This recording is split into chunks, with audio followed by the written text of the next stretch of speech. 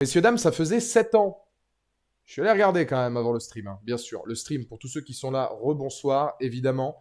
Pour ceux qui arrivent de YouTube, eh ben, on sera là toutes les semaines. Voilà, rediffusion le jeudi pour Daredevil, Born Again, épisode par épisode. Vous aimez ces reviews, épisode par épisode? Je vous les donne, parce que je suis un gars comme ça. 7 ans, donc depuis 2018, qu'on attendait la suite de Daredevil. Daredevil qui était... On va essayer de limiter, mais on va être obligé de le faire, limiter un peu les comparaisons entre Daredevil Netflix et Daredevil Born Again Marvel, donc, même si c'est obligatoire, puisque c'est la suite directe, hein, ça a été précisé que c'était la suite directe, évidemment, des événements des 3 premières saisons de Daredevil qui deviennent donc canon, à mon plus grand plaisir.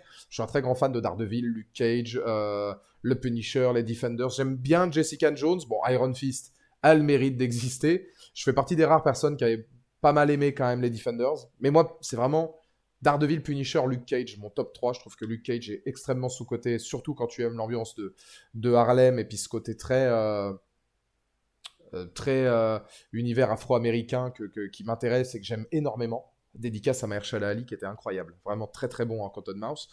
Daredevil donc revient après 7 ans. Ça faisait 7 ans qu'on attendait donc la sortie de la suite, voire même qu'on ne l'attendait plus, hein, puisque globalement, beaucoup étaient déçus de l'annulation de Daredevil, qui n'est pas étonnante dans le sens où ça fait partie malheureusement des miracles de Netflix. Netflix, faut pas oublier qu'à l'époque de la sortie de la plateforme, ou en tout cas quand elle a explosé, on avait Orange is the New Black, on avait House of Cards, on avait Narcos, on avait Daredevil, on avait Stranger Things, voilà, beaucoup de projets porteurs de très haute qualité. Et au fur et à mesure, de haute qualité, pardon, et au fur et à mesure où la qualité est devenue de moins en moins bonne, hein, coucou la Casa des Papel et puis tout un tas d'autres séries qui sont sorties après, principalement, ça a marché une saison, c'était pas trop mal, on en a fait 172, dont des produits dérivés, des trucs, des machins, des spin-offs, parce qu'il faut faire de l'oseille. Et bah, ce créneau horaire-là coïncide un peu, si j'ose dire, avec l'annulation de Daredevil 2018, 2019, etc., où on a commencé à annuler des séries de manière assez étonnante, c'est-à-dire que Daredevil, ça fonctionnait quand même, la saison 3 avait été relativement appréciée du public, l'arrivée de Poindexter, même sur la fin de la série, eh ben, il y avait une scène, peut-être pas post-générique, je me rappelle plus, mais en tout cas une scène finale avec Poindexter eh ben, qui nous faisait imaginer la suite, et là, voilà, annulé. Et nous, pendant 7 ans, on se dit, bah, qu'est-ce qu'on va faire? Et on se le disait même pas d'ailleurs, puisque globalement, comment dire, globalement, on était, on n'était même pas en droit de se demander si ça allait revenir, parce qu'à une époque, personne ne s'attendait à ce que Daredevil revienne. Il n'empêche que, grâce, si j'ose dire, à l'intervention de Disney, Marvel, qui ont récupéré il y a quelques temps maintenant, eh bien les séries Marvel Netflix sur leur plateforme et les ont canonisées, nous avons droit, et voilà, c'est quand même un jour assez important pour être souligné, nous avons droit en ce 5 mars 2025 au retour de Matthew Murdock. Daredevil, Born Again est donc sorti avec ses 2 premiers épisodes.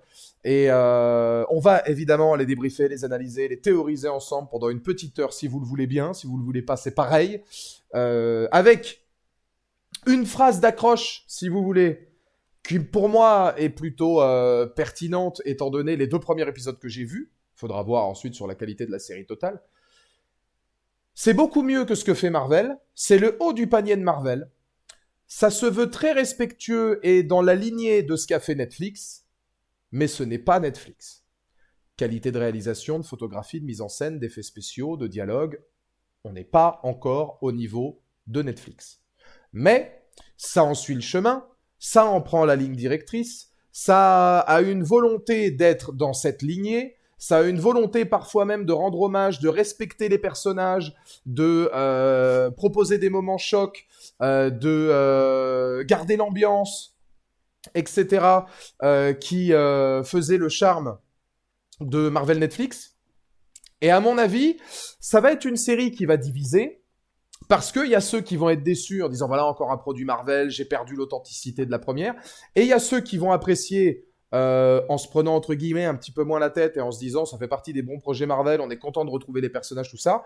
Et bah moi il y a la zone que je préfère, vous le savez, hein, la zone de nuance qui est celle du Eh ben, écoutez, il y a des qualités, il y a des défauts. Ils reprennent effectivement ce qui fonctionnait bien. Ils ont l'air de vouloir redonner un côté très politique et très terre-à-terre qui est hyper intéressant et pertinent, sans omettre Marvel pour autant, parce qu'on fait une citation à Spider-Man, par exemple, de la part de Fisk.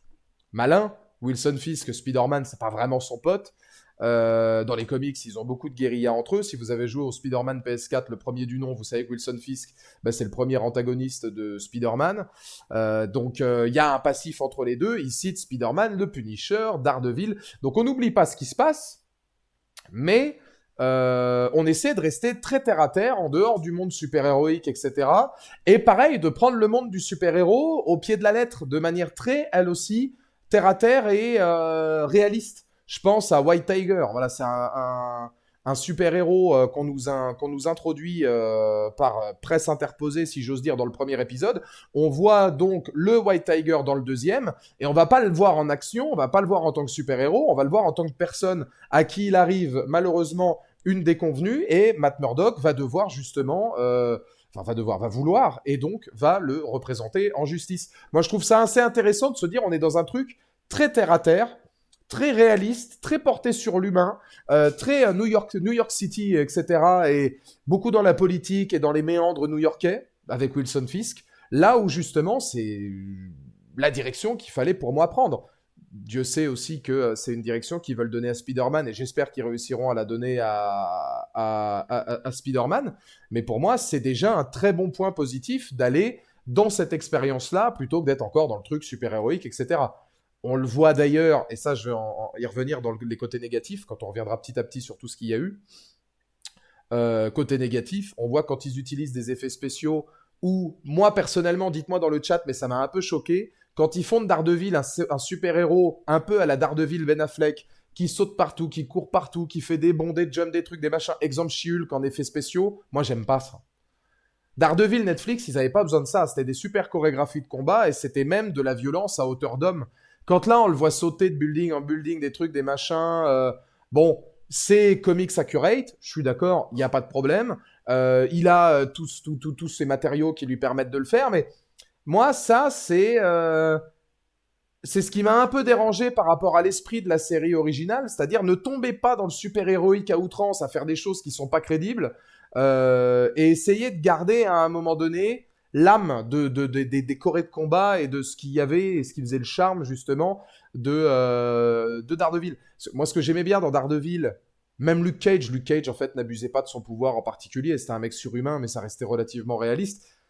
Daredevil, c'était un peu le penchant Batman The Dark Knight de Marvel à l'époque, pour moi. C'est-à-dire, t'as un super-héros qui est traité à hauteur d'homme, qui finalement, bah lui, pour le coup, il a des sens surdéveloppés, mais on peut pas dire qu'il ait de pouvoir particulier. Pareil comme Batman, qui a pas de pouvoir, juste qui est riche et qui a immensément de gadgets, etc., des capacités techniques hors normes. Et en fait, bah, les deux sont très sombres, très torturés. Et la vision réaliste de Nolan, bah, c'était une vision réaliste qu'offrait Netflix à Daredevil, qui a redoré le blason de Daredevil, parce que ce qu'on avait eu avant, c'était Daredevil Ben Affleck. L'occasion pour moi de rappeler, le Daredevil avec Ben Affleck est pas si mauvais. Regardez-le en version longue, il fait le boulot, il est sombre, il est gore, il est violent, il est porté sur l'église, c'est des thèmes qui correspondent très bien à Daredevil. Le Caïd est très bon, Colin Farrell en tireur, il est en roue libre, mais ça fonctionne très bien aussi. Le problème de Daredevil, disons les choses, hein, du film telles qu'elles sont, il y en a trois. C'est la version cutée cinématographique qui est pas bonne du tout, parce que le montage est dégueulasse. Si vous regardez en version normale, c'est nettement mieux. Petit problème qui a son importance, Ben Affleck est nul à chier. Ça aide pas hein, quand ton acteur principal est vraiment pas bon, parce que Ben Affleck en Daredevil, il est vraiment monolithique, il est nul. Et Jennifer Garner en Elektra, c'est pas possible. Non. Les scènes du café ou quand ils sont en train de se battre dans la cour d'école, machin, non, c'est pas Daredevil, c'est pas mon Matt Murdock, ça. Je veux bien que tu sois séducteur, mais à un moment donné, mais qu'est-ce que tu... Non, ça c'est pas bien. C'est pas bien. Mais sinon, le film en soi avait des qualités. C'est pas un film que je déteste. Hein. Donc voilà. Hein. Mais, encore une fois, pour revenir à Born Again, on avait énormément d'attentes. Énormément d'attentes. Pour l'instant, les attentes sont plutôt respectées.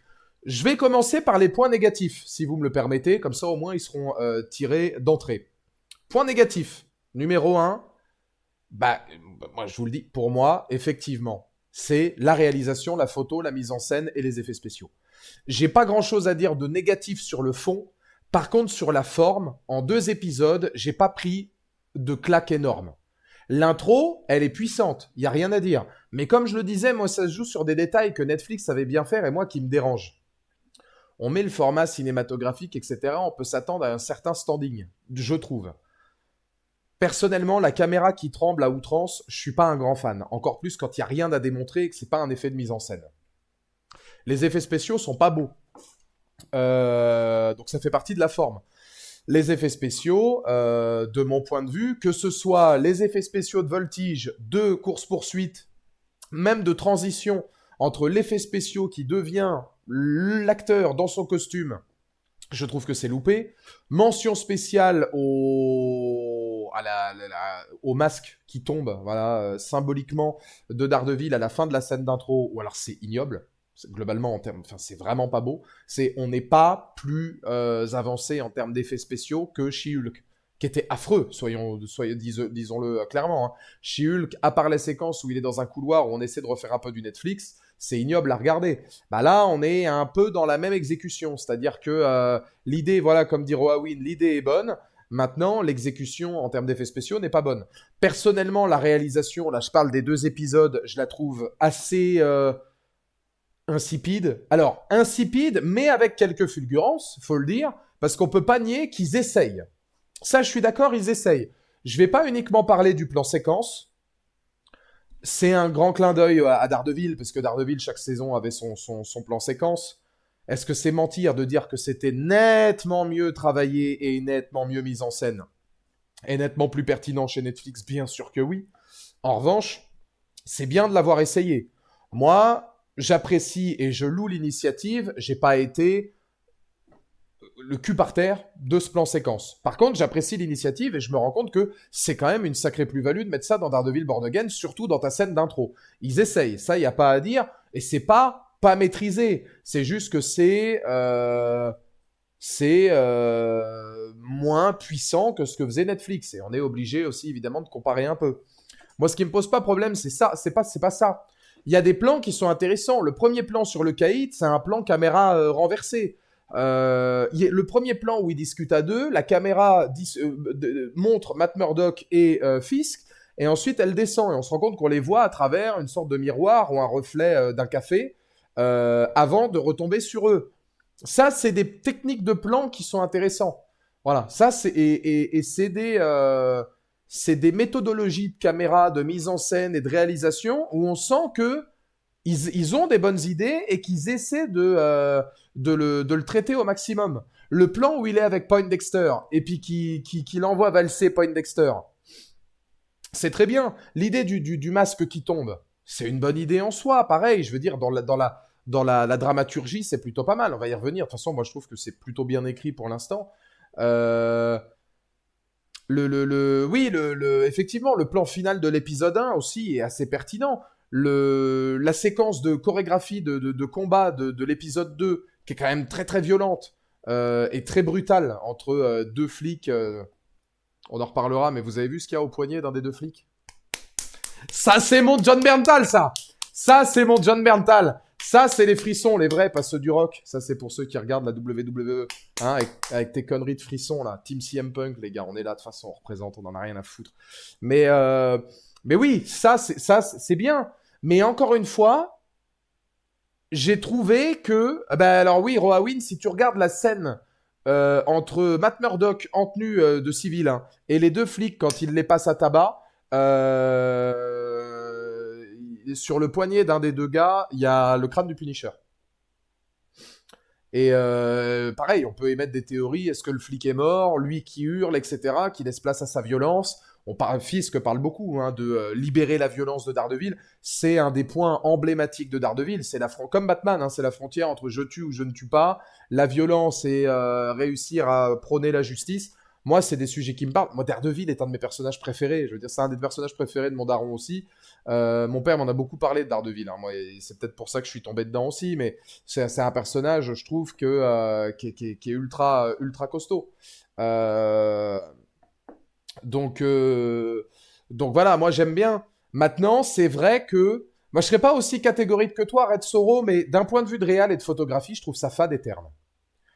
Voilà. Or, la scène d'introduction qui a ses bons moments, or quand même quelques plans, voilà, les plans de New York aussi. New York est vivant. J'adore l'idée de me dire que New York est vivant là. Vraiment, hein. Moi, pour moi, là, en vrai, je me dis, quand je vois les plans de New York, où on fait vraiment l'importance de filmer des lieux un peu lugubres, des anciens immeubles, des anciens bâtiments, la cuisine de l'enfer, Hell's Kitchens, tout ça. Il y a des plans new-yorkais où je me dis la ville vit et c'est normal, c'est quand même l'attrait principal, c'est la vie à New York et c'est Fisk qui prend la possession des lieux, donc c'est quand même important de transcender et de personnifier New York. Donc là, moi, il y a des plans qui me plaisent bien. Mais malgré toutes ces choses-là que je vous ai dites positives, je trouve que globalement, c'est terne et un peu fade.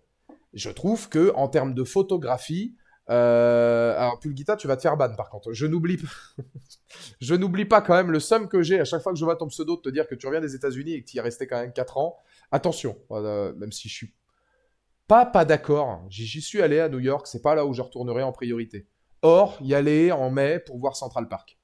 Mais sinon, c'est pas la ville où j'y retournerai en priorité. Mais je sais que je dois lui laisser une deuxième chance. 1000 fois, je préfère retourner à Denver ou aller en Oklahoma ou aller me perdre dans la vraie Amérique, celle que j'aime, celle où on enregistre les brasiers de la colère. Pas pour faire des combats, évidemment, comme Casey Affleck, parce qu'à mon avis, je perdrais vite. Mais là n'est pas la question. En tout cas, ouais, non, moi, j'aime beaucoup le concept initial, les idées, mais je trouve qu'en termes ouais, de réal, c'est fade, c'est creux. Il y a pas la photographie est vachement terne. Tu regardais ce qu'il y avait sur Netflix, euh, chaque plan, t'avais l'impression qu'il était millimétré. Prends l'exemple de la saison 2. Deux séquences de la saison 2 que je vous donne. Par exemple, hein, je précise, c'est que les 2 premiers épisodes, on aura peut-être plus tard. John Berntal face à Charlie Cox. Voilà, les deux sur le toit de l'immeuble, épisode 3, je crois, ou 4 de la saison 2 de Daredevil. Leur discussion sur le toit. La photographie est d'une beauté. C'est d'un sombre, c'est d'un glauque, c'est exceptionnel. Le tribunal, entre Castle, Daredevil, etc. Matt Murdock, puisqu'ils sont au tribunal, et John Berntal dit je recommencerai dès que je sortirai, et si vous n'êtes pas content, je vous emmerde. La scène du tribunal est fantastique, mais tu regardes la mise en scène, elle aide. La photographie, elle est ocre. Enfin, j'ai trouvé qu'il y avait une photographie rougeâtre, sombre. Peu importe le plan, t'avais pas de répit, tu respirais pas dans la série Netflix. T'avais toujours ce souci du détail. Et là, ben, je le retrouve pas.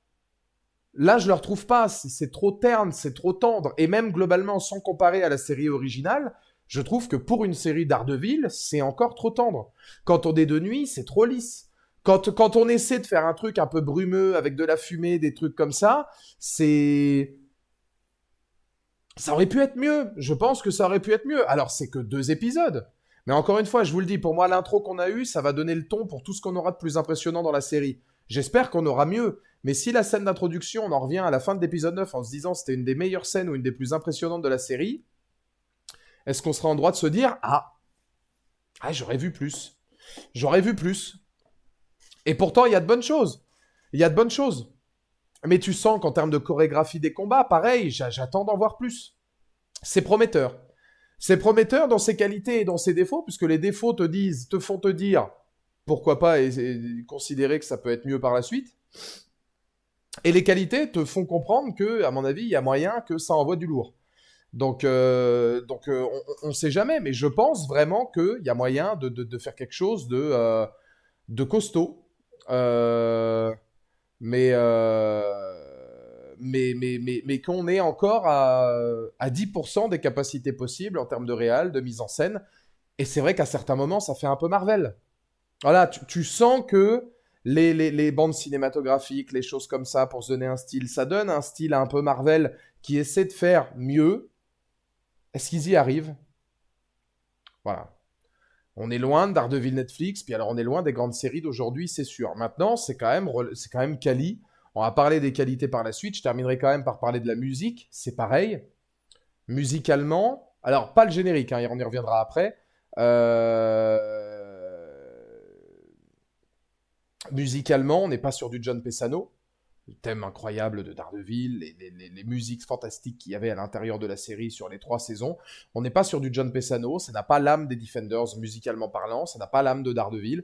Et c'est vrai que sur ces 2 premiers épisodes-là, on sent encore une fois, comme disait Roawin, qu'ils veulent refaire ça, qu'ils prennent la même direction, qui marchent sur ces pas, mais qui ne vont pas, que pour l'instant, on n'est pas, le pas est plus petit que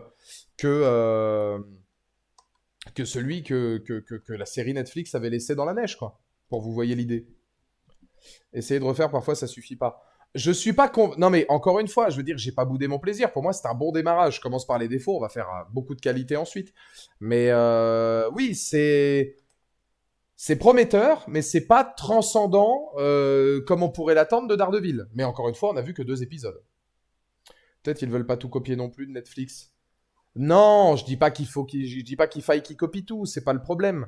Mais ne pas copier ne t'empêche pas d'avoir une bonne réal, une bonne photo, des chorégraphies de combat chiadées, comme j'espère on aura dans les prochains épisodes. Parce que là, pour le coup, pour revenir par exemple sur la scène d'intro, la scène d'intro, elle est très bonne, elle est crescendo. Il y a pas mal de petites références en plus sur quelques personnages qu'on voit ici et là qui sont issus de l'univers Marvel, où on discute aussi. Il y a Foggy par exemple qui discute de l'ancienne avocate avec qui il travaillait, qui était jouée par Carrie-Anne Moss. Voilà, il y a quand même pas mal de petites références à l'univers Marvel pertinentes. Mais globalement, le fait que Vanessa revienne aussi de la femme de Fisk, on apprend qu'elle a repris tous les comment dire, tous les business de Wilson en son absence, les références à Echo aussi. Donc c'est vrai que si vous n'avez pas vu Echo, du coup, il y a 2-3 points que vous pourriez louper en termes de références, mais c'est une série qui peut se regarder, je pense, sans avoir vu Echo et même sans avoir vu Daredevil, même si c'est beaucoup plus pertinent, à mon avis, d'avoir vu Daredevil les 3 premières saisons avant de regarder. Mais voilà, je pense que c'est une série qui peut être une belle expérience et proposer quelque chose, mais qui a encore du travail. La scène d'introduction, voilà, il y a des bons moments, il y a des bons segments, il y a des bons dialogues, ça monte crescendo, on retrouve quelques petits trèfles, on sent que le plan séquence est vraiment là, en fait, pour marquer le spectateur et pour dire « Salut, t'es revenu un peu à la maison ». Il y a de l'intensité, effectivement, la chorégraphie des combats est plutôt propre, on ressent bien la tension, etc., puis surtout la douleur de Murdock à la fin, là, qui est prêt à tuer Poindexter, hein, il l'avoue, hein, le but c'était de le tuer, ce qui n'était jamais arrivé dans la vie de Murdock, en tout cas, ce qui s'empêche de faire absolument, mais là on sent qu'il est totalement pris par ses démons, pour le coup. Donc tout ça c'est fort, mais moi il m'a manqué un truc. Je me suis dit, tiens, j'ai revu quelqu'un qui essaie de me faire du Netflix. J'ai pas revu quelque chose qui a une âme à part entière ou qui est au même niveau. Même si, encore une fois, j'ai passé évidemment un bon moment et que je trouvais la scène d'introduction bonne et que le reste m'a plu. On va passer dans les côtés évidemment positifs. Eh oui. Eh oui. Ah bah oui. Ah bah oui, mais Vince, il est très fort. Vince, il est très fort. Je mets évidemment ce bon vieux... C'est vrai qu'on pourrait prendre Johnny Sins avec 50 kilos de plus. Mais je parle évidemment de Big W, hein, donc Big Wilson Fisk, qui prend le contrôle des Reines de New York. Ça fait partie, moi, de ce que j'ai préféré dans ces 2 épisodes. Je l'ai dit en introduction. C'est le côté terre-à-terre avec laquelle c'est amené. On est à New York. On est, de façon assez pertinente, vachement lié à la politique et à ce que veulent les citoyens. Et ça, moi, ça m'a un peu fait penser à The Batman. On est très proche du citoyen, ou même ce que d'autres séries pouvaient faire. En fait, on est dans la continuité de ce que devait faire Captain America, enfin pas Captain America, mais si Civil War, où globalement là on se rend compte du mal-être que peuvent avoir certaines personnes dû aux dommages collatéraux des super-héros. Wilson Fisk veut débarrasser les justiciers parce qu'il pense qu'ils font plus de mal que de bien, il veut contrôler le pouvoir, le retour d'un grand New York, etc. Moi, ça, c'est des thèmes qui me plaisent, c'est des thèmes qui me parlent. J'aime bien ce côté ultra terre-à-terre. J'aime bien l'idée, justement, que on va justement aller chercher dans des aspects ouais, très politiques et très penchés sur l'obtention d'une mairie ou des choses comme ça, ou ce que pense le peuple de Fisk, parce que c'est radicalement différent de la vision d'antagoniste qu'on pouvait nous laisser. Point positif, c'est Bibi Yurik. Ça, tu vois, par exemple, Preach, c'est bien d'avoir vu avant pour le savoir, mais Bibi Yurik, c'est la fille de Ben Yurik. Ben Yurik, qui était un journaliste qui était fort en adéquation. Alors, je me souviens plus si dans la série, il savait que Matt Murdock, c'était Daredevil. Je sais que, il me semble que dans les comics et dans le film avec Ben Affleck, il est au courant. Et qu'il l'aide, justement. Que c'est un fan de Daredevil et que lui, en gros, il prêche la bonne parole de Daredevil parce qu'il comprend les agissements de Daredevil. Il aide beaucoup Karen. C'est un mec qui est beaucoup lié à des enjeux aussi privés, Ben Urich, dans la série. Mais il aide beaucoup Karen, etc. Ils passent beaucoup de temps ensemble. C'est un excellent journaliste, Bibi Urich, donc, qui je crois est la nièce de Ben Urich. Elle, par des petites images, pas d'archives, mais en tout cas des segments où elle va filmer des passants dans la rue, dire ce qu'ils pensent de Wilson Fisk, etc. Moi, ça, j'aime bien parce que je trouve ça hyper pertinent qu'on mette quelque chose de très terre-à-terre. C'est ce que normalement devait être le prochain Spider-Man, on espère que ce sera le cas. On est proche de la ville, on traite des problèmes new-yorkais, on n'est plus dans des problèmes planétaires, des trucs, des machins. D'ailleurs, on cite Spider-Man et le Punisher et Daredevil, mais on va pas citer Captain America, ceci, cela. On est dans des problèmes humains, réalistes, terre à terre, centrés sur New York, centrés sur la prise justement de Wilson Fisk de New York. Je trouve que l'ambiance et la psychologie des personnages est respectée, que ce soit Matt, qui a énormément de problèmes émotionnels, etc. Toujours ce côté un peu dragueur, mais on sent que c'est un dragueur solitaire, c'est-à-dire qu'il n'y a personne, à part Karen, je pense, il n'y a personne encore maintenant qui a réussi vraiment à le marquer. On sait qu'à un moment donné, lui est très solitaire, il a énormément de névrose, pardon, il a beaucoup de rancœur. Ah, il y avait Oui, c'est vrai qu'il y avait Electra. Oui, c'est vrai qu'il y avait Electra. Il y avait Electra dans la saison 2 et dans les Defenders. C'est vrai qu'il y a eu Electra et il y a eu Karen, effectivement, Daftoni, ouais. Qu'il a eu deux grands amours dans sa vie, mais les deux n'ont pas très bien terminé, pour le coup. Donc, bon, c'est pas quelqu'un, à mon avis, qui a envie de se relancer dans quelque chose. En tout cas, ce côté séducteur, on le retrouve. On retrouve donc aussi ses névroses, on retrouve ses mœurs et sa culpabilité. Très important. Je sais pas si vous avez vu quand même, mais il y a une séquence où il se refuse d'aller à l'église. Lui qui est un homme d'église, qui croit au châtiment divin, mais aussi à la parole et à la bonté divine. Bon bah pour le coup, lui, il n'ose plus. Dans le deuxième épisode, il ne rentre même pas dans l'église. C'est normal, sa culpabilité est trop forte. Depuis la mort de Foggy et puis même le reste. Donc il y a des thématiques qui sont importantes. L'infirmière interprétée par Rosario Dawson, c'est pas pareil. Pas du tout pour moi au niveau de Karen et Electra. Et puis globalement, même si ça c'est une amourette, en fait Rosario Dawson c'est Luke Cage. Elle se met carrément avec Luke Cage, elle a une relation avec lui, etc. C'est quand même bien plus fort du côté de Luke Cage. Elle est voulue pour être ensuite la nana de Luke Cage. Parce que sinon, tu peux par exemple dire Jessica Jones, il y a un truc avec Luke Cage. Oui, il y a une alchimie, il y a une osmose, comme avec Misty Knight. Tu vois, enfin, même Luke Cage, il s'est fait tout le casting. Putain, Luke Cage, putain, en même temps. Je le redis en passant, la scène. Il y a des gens dans le chat qui ont vu Luke Cage ou pas? Est-ce qu'il y a des gens dans le chat qui ont regardé Luke Cage ou il n'y en a pas? Dites-moi.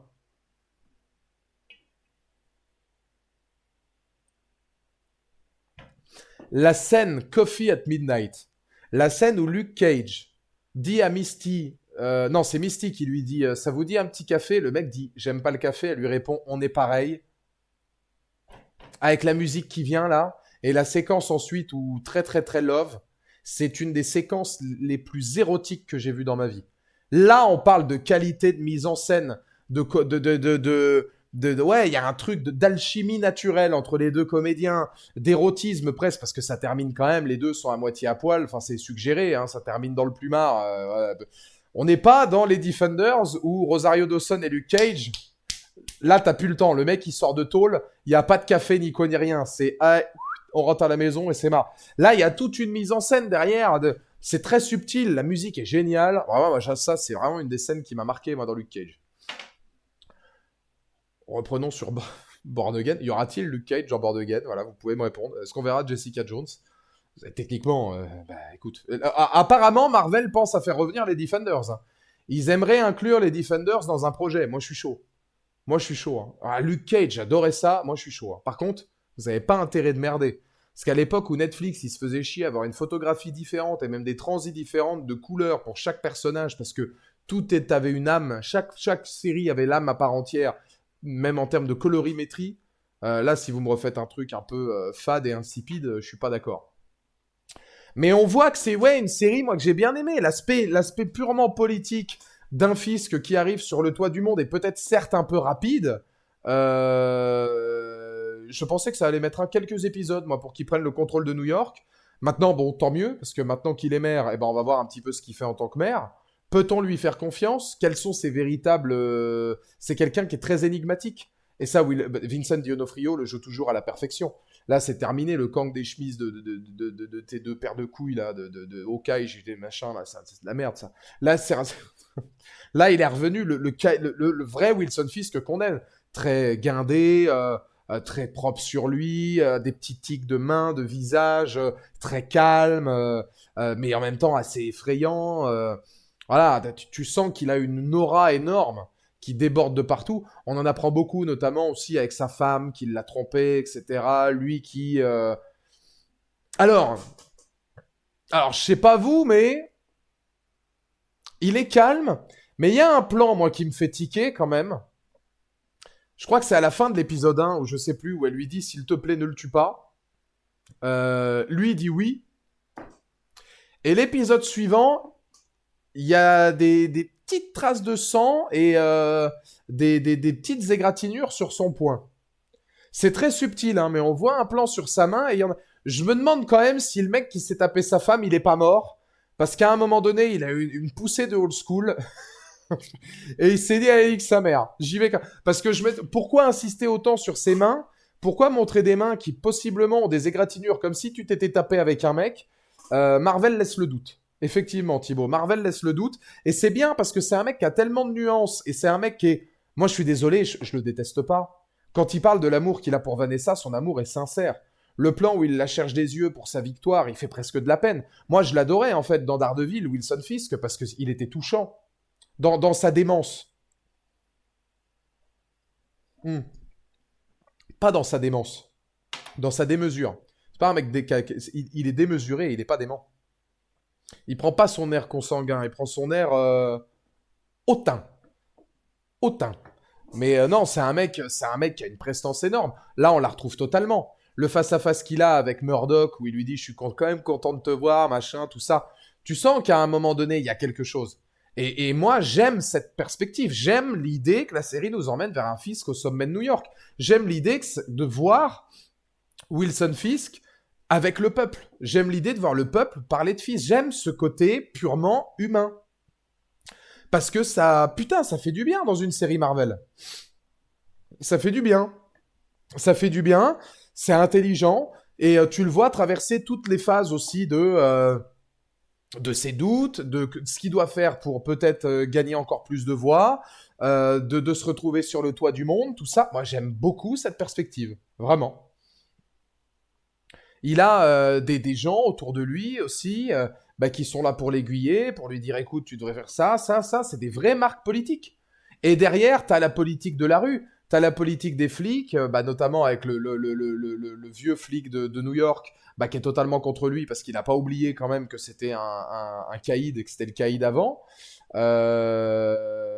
Donc voilà, il a de la prestance. Et c'est pour ça que je le mets en qualité. C'est parce que tous les personnages retrouvent leur prestance.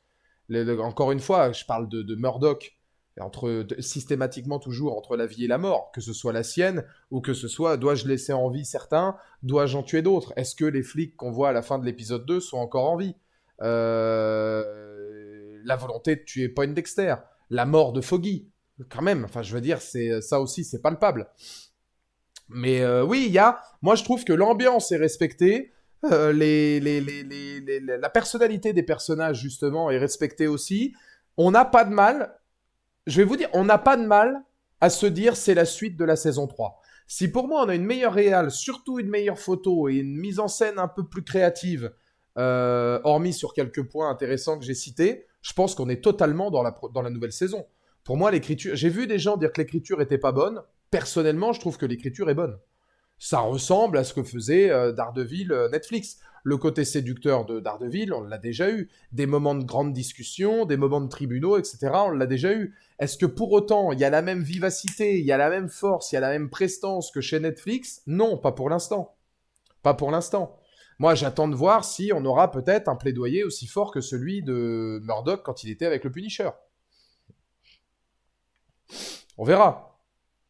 Mais je trouve que pour 2 premiers épisodes, c'est plutôt pertinent. Puis ça oublie pas ce qui a été fait avant. Euh, ça, comment dire, incite aussi à plusieurs théories. Est-ce qu'ils vont parler du snap de Thanos? Par exemple, qui était mort à l'époque? Qui est revenu?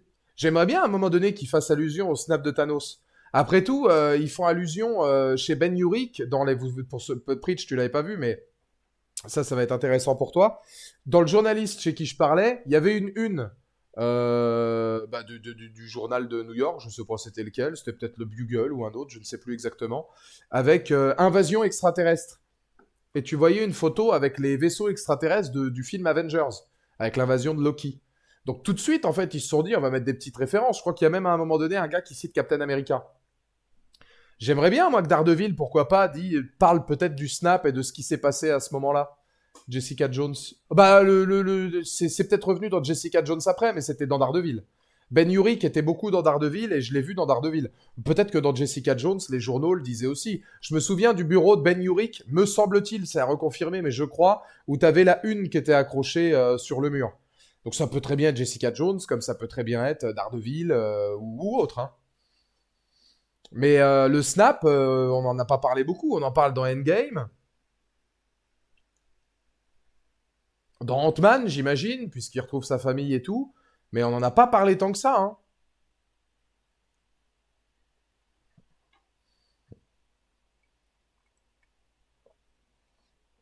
Mais il faut que ça reste des mentions. Qu'est-ce que tu veux les amener là-dedans?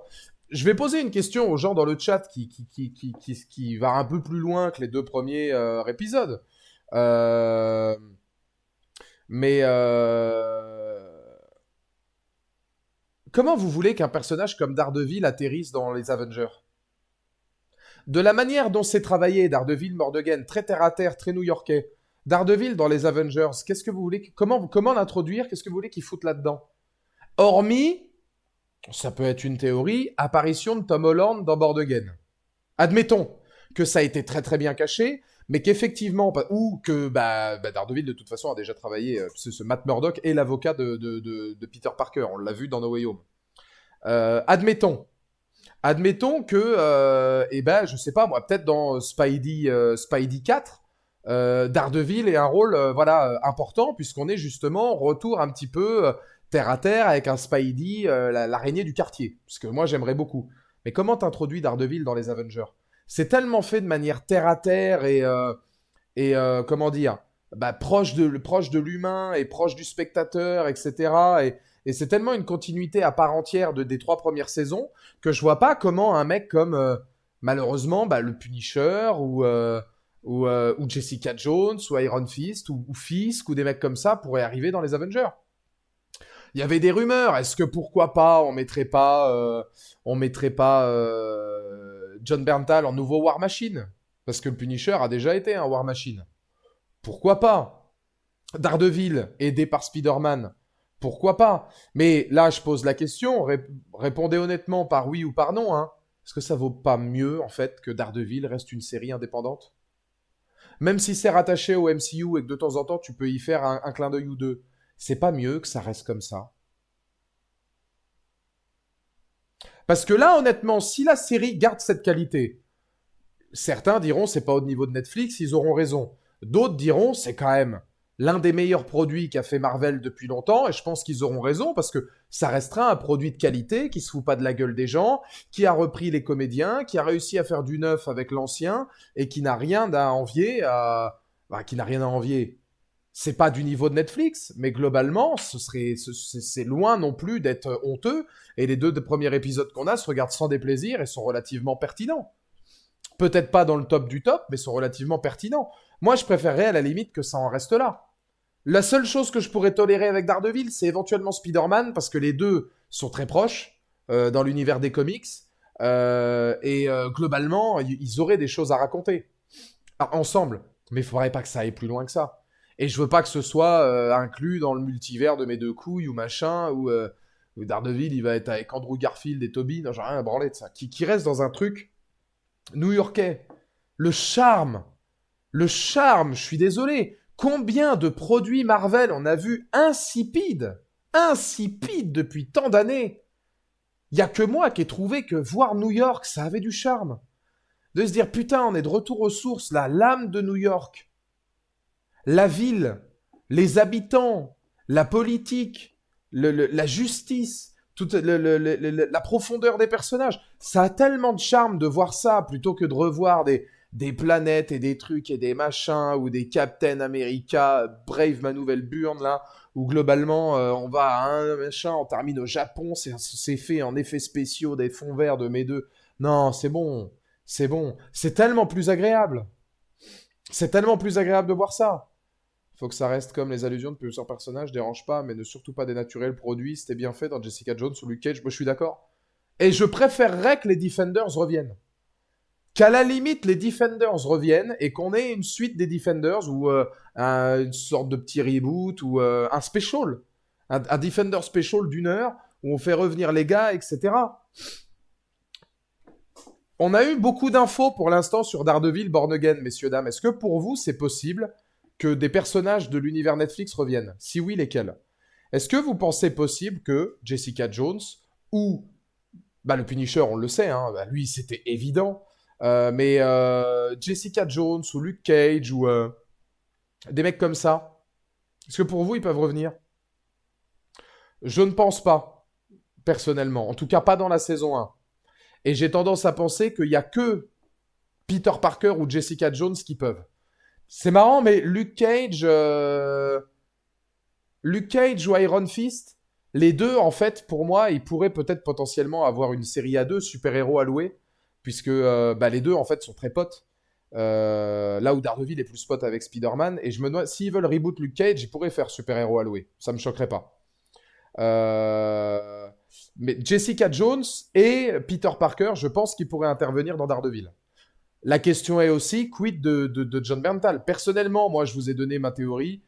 Il y a dans la listing de tous les épisodes qui vont sortir de Daredevil, il y aura un double épisode. Ou en tout cas, il y a deux épisodes qui sortiront le même jour. Je pense que ce sera les deux épisodes où il y aura le Punisher. Qu'on le verra pas plus, mais qu'on le verra sur ces deux épisodes-là.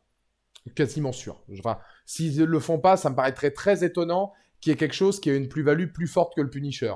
Parce que soyons honnêtes, vous pouvez mettre tous les épisodes de Daredevil. Il n'y en a pas un qui fera plus parler et qui aura plus de buzz, de tweets, de react que celui avec John Berntal. Parce que le Punisher a une aura aujourd'hui extraordinaire. Il n'y a rien qui sera plus fort que le Punisher dans Daredevil. Rien. Rien. Hormis peut-être une apparition de Peter Parker, mais j'y suis pas... Peut-être pas forcément. Non, Thibaut, on avait eu les durées des épisodes et globalement, c'était pas 30 minutes. Hein. On arrive sur des épisodes entre 45-46 minutes et 1 heure.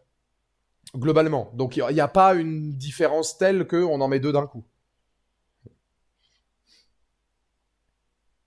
Ouais, mais je suis plus le foot, Ronaldo. Ben, ça m'intéresse plus trop. Comment ça va, mon Johan? Je préfère, notamment à Johan, je préfère laisser le foot aux spécialistes comme Johan, même si je crois que Johan avait admis aussi qu'il regardait un peu moins en ce moment. Alors le foot m'intéresse plus du tout. Malheureusement, j'ai totalement perdu le goût. Là, vous me parlez de MMA, vous me parlez de basket, vous me parlez de cyclisme, vous me parlez qu'est-ce que je regarde beaucoup en ce moment, de d'automoto, tout ça. Ouais, de catch. Je regarde beaucoup de catch en ce moment. Mais alors, le foot, ah, malheureusement aujourd'hui, bon. Mais tant mieux si Paris joue bien. Forza Paris Saint-Germain quand même, hein. Je reste supporter du PSG, même si je les regarde plus. Tu as des attentes sur les nouveaux persos comme Muse ou le Tigre Blanc? Bah, White Tiger, moi j'aime. En fait, White Tiger, c'est ce que je disais, Bart. J'adore le procédé de voir la version humaine. Voilà, j'en attends pas plus que ça. J'aime bien l'idée qu'en fait, ça desserve le personnage de Matt Murdock, pas de Daredevil. Donc ça me plaît. Echo, Muse ou d'autres, je connais pas. C'est des personnages que je connais pas. Je suis pas assez calé dans l'univers Marvel Comics. Donc pour le coup, bon, non, j'en attends pas plus que ça. Tu vois, moi, j'attendais beaucoup de Point Dexter. Et je me suis posé la question, Point Dexter, on voit, pas sur les gants, il y a le logo, si vous avez vu. C'est très subtil, mais quand il met la petite lumière, on voit le logo du tireur sur ses avant-bras. Point Dexter, je me demande s'il va revenir. Ou est-ce que c'était qu'un moyen de se débarrasser du monsieur, voilà, Foggy Nelson. Foggy Nelson disparu. Voilà, salut Bébou. Choix pertinent. Forcément, faut choquer le spectateur. D'un autre côté, ça permet aussi de partir sur de nouvelles directives et pas uniquement faire une suite directe de l'ancien. Donc moi, ça me choque pas. Je préfère que ce soit Foggy qui meurt plutôt que Karen, parce que je trouve qu'il y a plus de choses à raconter avec Karen Page. Jamais été un grand fan de Foggy Nelson, moi, pour le coup. Hein, donc ça m'en a touché une sans bouger l'autre. Mais j'admets que dans la série, d'un point de vue prise de risque et d'un point de vue, comment dire, moment choc, c'était important. Je pense que Karen, elle, aura encore des choses à raconter. Donc voilà. Et Point Dexter reviendra-t-il? C'est vrai, hein, c'est la question qu'on peut se poser. Est-ce qu'il était là uniquement pour montrer les traumas et puis pour faire quand même une séquence très très forte et pour montrer que à un moment donné, Daredevil avait vrillé, que c'était le point de non-retour et qu'il fallait, comme on en a beaucoup quand même, le Punisher va revenir, il y a des nouveaux personnages qui vont arriver, Fisk est sur le toit du monde, on peut pas mettre tout le monde. Ça peut arriver, par exemple, que voilà. Et tu vois, ça me fait un peu penser à l'épouvantail dans Batman Dark Knight. Je sais pas si vous voyez un peu l'idée. L'antagoniste de la saison ou du film précédent qui revient justement pour un laps de temps très court, mais dans une scène marquante pour mettre en avant ce qui va arriver par la suite. On est un peu, je trouve, dans le même registre. Donc, à voir si le tireur va revenir. Après, étant donné qu'il n'est pas mort, je pense que oui, parce que globalement, il ne l'aurait pas éliminé ou il ne l'aurait pas remontré pour rien. J'ai tendance à penser qu'il aura un rôle peut-être un peu plus intéressant. Est-ce qu'il était envoyé par Fisk? On ne sait pas. Nous, on nous dit que non. Ce serait pas une bêtise près. Donc on va voir. Qui l'a envoyé dans ce cas-là? Est-ce qu'il l'a fait de lui-même? C'est possible aussi que Point Dexter, il ait voulu le faire tout seul pour se venger de Daredevil.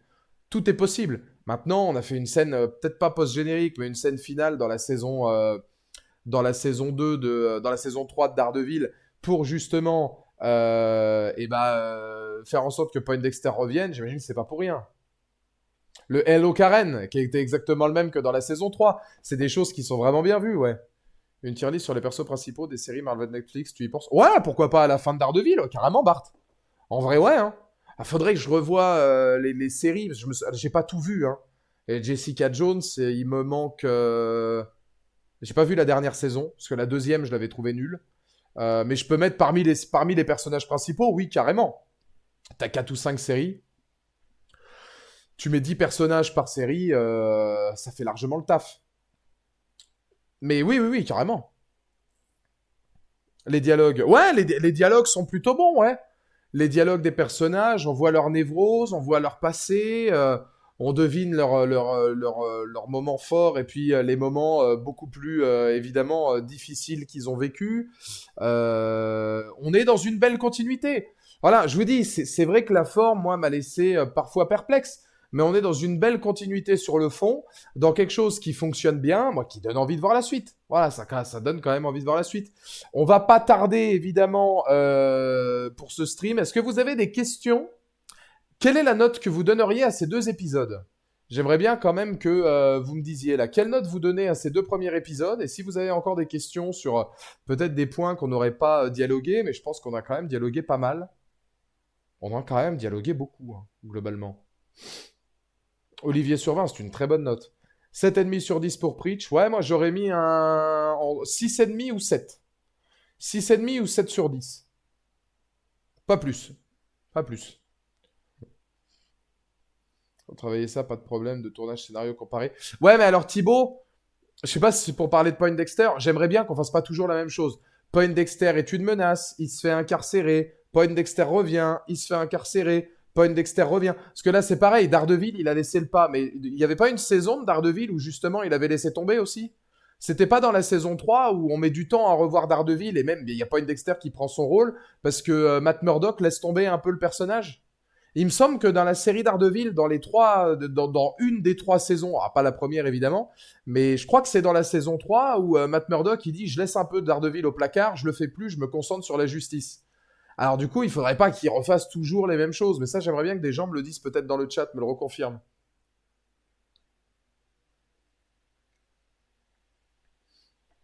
Oui, saison 3. Ouais, donc voilà, faudrait pas qu'on soit toujours dans les mêmes optiques. Ta théorie sur ce qui est arrivé au Punisher, alors bah moi la mienne est simple. Ma théorie sur le Punisher, ça tient en un poignet.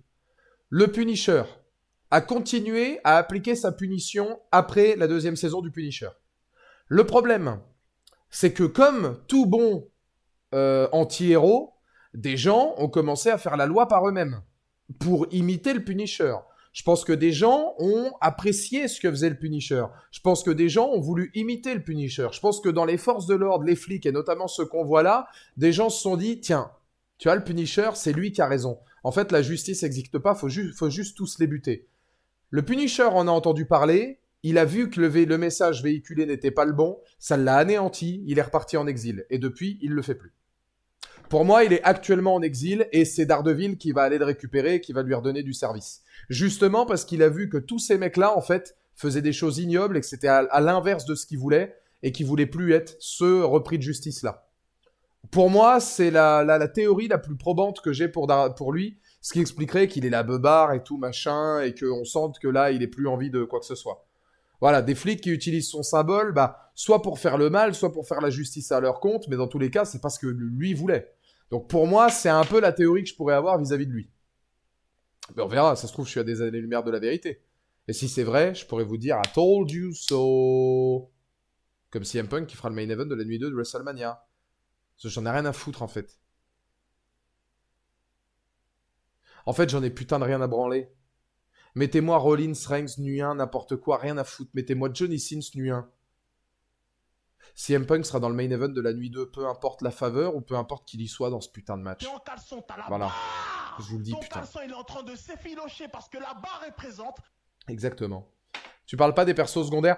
Pas grand chose à dire pour l'instant, mais j'ai quand même parlé de Vanessa, on a parlé de Bibi Yurik, de toute la clique qu'il y a autour de Fisk, évidemment, qui le conseille. C'est là qu'on voit un peu le côté politique new-yorkais. La nouvelle avocate avec qui aussi est Murdoch, qui je crois est dans les comics. Pas grand chose à dire pour l'instant, à part qu'elle fait attention à lui. La psychologue qui est avec lui aussi, qui montre qu'il a toujours un peu ce côté dragueur de deux âmes perdues qui se retrouvent. Mais c'est vrai que pour l'instant, on n'a pas grand chose à dire. Voilà. Hein. Hormis, ouais, voilà, que c'est la thérapeute du couple de Fisk, et puis qu'à mon avis, là, il va y avoir quelque chose où, on verra jusqu'où va le secret professionnel. Mais dans l'idée, voilà, on peut, je pense, partir là-dessus. Bah, messieurs, dames, c'était très intéressant. Ça fait plaisir de revenir sur Daredevil. Je vous fais des bisous en légende. Demain soir, on parle de Mickey 17 avec Robert Pattinson, Bong Joon-ho, Steven Yeun. Bong Joon-ho, il réalise, hein, bien sûr. Ce sera demain à la même heure. Rendez-vous la semaine prochaine. Mercredi prochain pour Daredevil. Et n'oubliez pas, ce live sera en rediff dès demain. Tambour battant. On va prendre un maximum de plaisir.